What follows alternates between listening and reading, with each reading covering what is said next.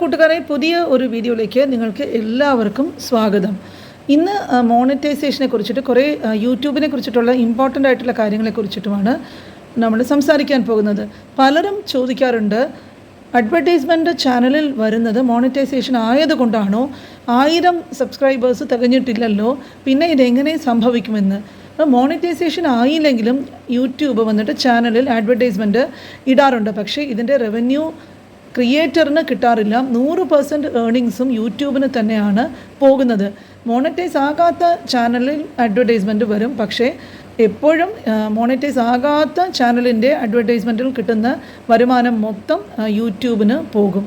ഇനി വേറൊരു സംശയം എല്ലാവരും ചോദിക്കുന്നത്, what will happen if 4000 hours and 1000 subscribers criteria is not completed in last 365 days. അതായത് ഈ ഒരു വർഷത്തിനുള്ളിൽ 4000 വാച്ച് അവേഴ്സും 1000 സബും എന്ന് പറയുന്ന ക്രൈറ്റീരിയ കംപ്ലീറ്റ് ചെയ്തിട്ടില്ലെങ്കിൽ എന്താണ് സംഭവിക്കുന്നത് എന്ന്. ഇപ്പോൾ 365 ദിവസങ്ങൾക്ക് മുമ്പ് എന്ന് ലാസ്റ്റ് 365 എന്നൊരു വാക്ക് യൂട്യൂബ് ചേർത്തിട്ടുണ്ട്. ഈ ലാസ്റ്റ് എന്നതിൻ്റെ അർത്ഥം വന്നിട്ട്, ഇപ്പോൾ ഇന്ന് 19 മെയ് 2024 എന്നിരിക്കട്ടെ, അപ്പോൾ മോണിറ്റൈസേഷൻ അപ്ലൈ ചെയ്യുകയാണ് ഇന്നത്തെ ഡേറ്റ്. അപ്പോൾ ഇന്നത്തെ ഡേറ്റിൽ നിന്നും ലാസ്റ്റ് 365 days എടുക്കുകയാണെങ്കിൽ അത് 19 മെയ് 2023 എന്ന ഡേറ്റാണ്. അപ്പോൾ ഇന്നത്തെ ഡേറ്റിൽ നിന്ന് നമ്മൾ 365 ദിവസം പിറകോട്ട് പോകുമ്പോൾ 4000 വാച്ച് അവേഴ്സും 1000 സബും കംപ്ലീറ്റ് ചെയ്തിരിക്കണമെന്നാണ് യൂട്യൂബ് പറയുന്നത്. ഇപ്പോൾ 20 മെയ് 2024 എന്ന് ആയാൽ 20 മെയ് 2024 നമ്മൾ നോക്കുകയാണെങ്കിൽ അതിൽ നിന്നും 365 ദിവസം പിറകോട്ട് പോവുകയാണെങ്കിൽ 20 മെയ് 2023, അപ്പോൾ 19 മെയ് 2023 എന്ന് പറഞ്ഞ ഡേറ്റ് അവിടെ കട്ടാകും. അപ്പോൾ തുടർച്ചയായിട്ട് പിറകോട്ട് 365 ദിവസങ്ങളാണ് യൂട്യൂബ് നോക്കുന്നത്. പിന്നെ സാധാരണ എല്ലാവരും ചോദിക്കാറുള്ളൊരു സംശയം വന്നിട്ട്, US ടാക്സ് ഫോം ഫിൽ ചെയ്തു, അതുപോലെ സിംഗപ്പൂർ ടാക്സ് ഫോം ഫിൽ ചെയ്യേണ്ടത് ആവശ്യമുണ്ടോ?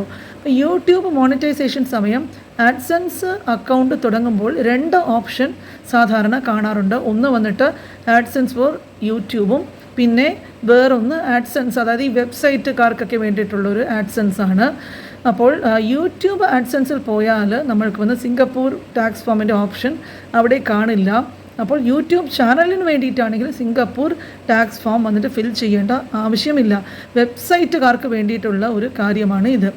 ഇനി അടുത്ത ചോദ്യം പലരും ചോദിക്കുന്നത്, ചാനൽ വന്നിട്ട് മോണിറ്റൈസ് ആയി, പക്ഷേ എപ്പോഴെങ്കിലും 4000 വാച്ച് അവർ കുറഞ്ഞാൽ ചാനൽ ഡീമോണിറ്റൈസ് ആകുമോ എന്നാണ് പലരുടെയും സംശയം.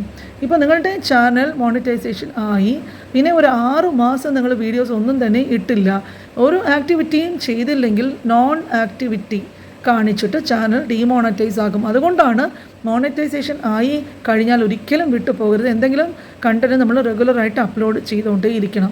ഇനി അടുത്തത് ചോദ്യം വന്നിട്ട്, റീയൂസ്ഡ് കണ്ടൻറ്റ് വന്നാൽ പിന്നെ മോണിറ്റൈസേഷൻ വീണ്ടും ആക്കാനായിട്ട് പറ്റുമോ എന്നുള്ളതാണ്. അപ്പോൾ പലർക്കും വരുന്ന പ്രശ്നമാണ് ഈ റീയൂസ്ഡ് കണ്ടൻറ്റ് എന്ന് പറയുന്ന പ്രശ്നം. ധാരാളം പേർക്കിപ്പോൾ വരാറുണ്ട്. അപ്പോൾ അത് കാരണം ഒരു നിവൃത്തിയുമില്ലാത്ത സ്ഥിതിയിലാണ് പല ക്രിയേറ്റേഴ്സ്. ഇതെങ്ങനെയാണ് ഇത് തിരിച്ച് കയറാൻ പറ്റുന്നത് യൂട്യൂബ് പാർട്ട്ണർ പ്രോഗ്രാമിൽ എന്നാണ് എല്ലാവരും ചിന്തിക്കുന്നത്. ഇപ്പോൾ വേറൊരാളുടെ വീഡിയോയിൽ ഒരു വാല്യൂം ആഡ് ചെയ്യാതെ ഇട്ടാൽ സ്ട്രൈക്ക് വന്നില്ലെങ്കിലും ചാനൽ വന്നിട്ട് മോണിറ്റൈസ് ആകില്ല. ഇത് മോണിറ്റൈസ് ആകാത്ത ചാനലുകാർക്കാണ്. ഇപ്പോൾ മോണിറ്റൈസ് ആയ ചാനലിൽ ഇങ്ങനെ വന്ന് റീയൂസ്ഡ് കണ്ടൻറ്റൊക്കെ ആയാൽ പിന്നെ ആ റീയൂസ്ഡ് കണ്ടൻറ്റ് വന്നതിൽ പേര് മോണിറ്റൈസേഷൻ കട്ടായി പോകും.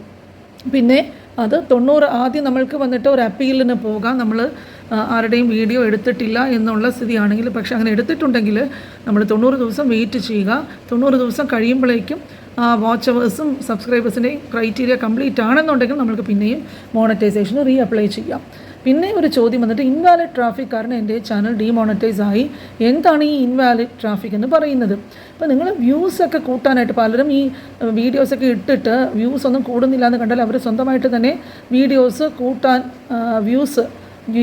കൂട്ടാനായിട്ട് ശ്രമിക്കാറുണ്ട്. അപ്പോൾ അതിൽ വരുന്ന അഡ്വർടൈസ്മെൻറ്റുമൊക്കെ അവർ സ്വന്തമായിട്ട് ക്ലിക്ക് ചെയ്ത് നോക്കിക്കഴിഞ്ഞാൽ, പിന്നെ ഫ്രണ്ട്സിനൊക്കെ കൊണ്ട് ഇരുത്തി നോക്കുകയും ചെയ്താൽ ഇതിനെ അൺയൂഷ്വൽ ആക്ടിവിറ്റി എന്ന് പറഞ്ഞിട്ട് ഗൂഗിളിന് സംശയം തോന്നും. അപ്പോൾ ആഡൊക്കെ ക്ലിക്ക് ചെയ്തിട്ട് ഇവരെന്തോ പൈസ ഉണ്ടാക്കാനുള്ള ശ്രമമാണെന്ന് വരുമ്പോഴേക്ക് യൂട്യൂബ് അതിനെ ഇൻവാലിഡ് ട്രാഫിക് കാരണം ആഡ്സെൻസ് ഡിസേബിൾ ചെയ്യും. അപ്പോൾ ഇത് വളരെ അധികം ശ്രദ്ധിക്കേണ്ട ഒരു കാര്യമാണ്. ഈ ഇൻവാലിഡ് ട്രാഫിക് എന്ന് പറയുന്ന ഈ പ്രശ്നം.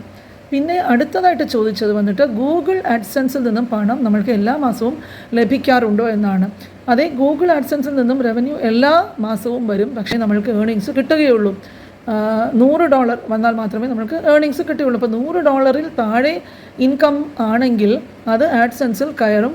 പക്ഷേ 100-ൽ കൂടുതൽ ഡോളർ ആയാൽ മാത്രമേ നമ്മൾക്ക് ഇൻകം ആഡ്സെൻസിൽ നിന്നും ബാങ്കിലോട്ട് നമുക്ക് മാറ്റാനായിട്ട് സാധിക്കുകയുള്ളൂ. അപ്പോൾ $100 കുറവാണെങ്കിൽ അത് അടുത്ത മാസത്തേക്ക് ആ ഇൻകം ക്യാരി ഫോർവേഡായിട്ട് എപ്പോൾ $100 തികയുന്നുവോ നമ്മൾക്ക് അപ്പോഴായിരിക്കും പേ ഔട്ട് കിട്ടുന്നത്. അപ്പോൾ ഇത് ധാരാളം പേർക്ക് സാധാരണയായിട്ട് സംശയം വരാനുള്ള ചോദ്യങ്ങൾക്ക് മറുപടിയാണ് ഇവിടെ പറഞ്ഞത്. അപ്പോൾ ഇതുപോലെ ഒരുപാട് പേർക്ക് ഇങ്ങനെ സംശയങ്ങൾ വരാറുണ്ട്. അത് ഇടയ്ക്കിടയ്ക്ക് ഇങ്ങനെ ഒരു ചോദ്യോത്തരം പോലെ ഞാൻ വീഡിയോസായിട്ട് ഇൻക്ലൂഡ് ചെയ്യുന്നുണ്ട്. അപ്പോൾ ഇപ്പോൾ ധാരാളം പേര് ചാനൽ സപ്പോർട്ട് ചെയ്യുന്നുണ്ട്. നമ്മളുടെ ഫാമിലിയുടെ സംഖ്യ ദിനംതോറും വർദ്ധിച്ചുകൊണ്ടേ ഇരിക്കുന്നത് കാണാനായിട്ട് വളരെ സന്തോഷമുണ്ട്. അപ്പോൾ കുടുംബത്തിലുള്ള എല്ലാവരും തന്നെ വളരെയധികം സീരിയസ് ആയിട്ട് തന്നെയാണ് അവരുടെ യൂട്യൂബ് എന്ന ജോലിയെ കാണുന്നതെന്ന് എനിക്കിതിൽ നിന്നും മനസ്സിലാകുന്നു. അപ്പോൾ എല്ലാവർക്കും ഇപ്പോൾ എല്ലാം നോക്കിക്കണ്ട് മനസ്സിലാക്കി മുമ്പോട്ട് പോകണം, നല്ല രീതിയിൽ തന്നെ യൂട്യൂബിൽ ഒരു വളർച്ച കിട്ടണം എന്ന് ആഗ്രഹിക്കുന്നവരാണ് എന്നുള്ളത് നിങ്ങളുടെയൊക്കെ സപ്പോർട്ട് കാണുമ്പോഴേക്ക് എനിക്ക് മനസ്സിലാകുന്നുണ്ട്. അപ്പോൾ ഇതുപോലെ എല്ലാ ദിവസവും രാവിലെ 9 മണിക്ക് ഞാൻ പുതിയ വീഡിയോയുമായിട്ട് നിങ്ങളെ കാണാനായിട്ട് വരുന്നതായിരിക്കും. ഷെയർ ചെയ്യുക നിങ്ങളുടെ ഫ്രണ്ട്സിൻ്റെ കൂടെ. ഇനിയും സബ്സ്ക്രൈബ് ചെയ്തിട്ടില്ലാത്ത കൂട്ടുകാരുണ്ടെങ്കിൽ ചാനൽ സബ്സ്ക്രൈബ് ചെയ്യുക. ഞാൻ പറയാതെ തന്നെ മറക്കാതെ നിങ്ങളെല്ലാവരും ചാനൽ ലൈക്ക് ചെയ്യും എന്ന് എനിക്കറിയാം. അപ്പോൾ അടുത്ത ദിവസം നിങ്ങളെല്ലാവരെയും കാണുന്നത് വരെ ബൈ.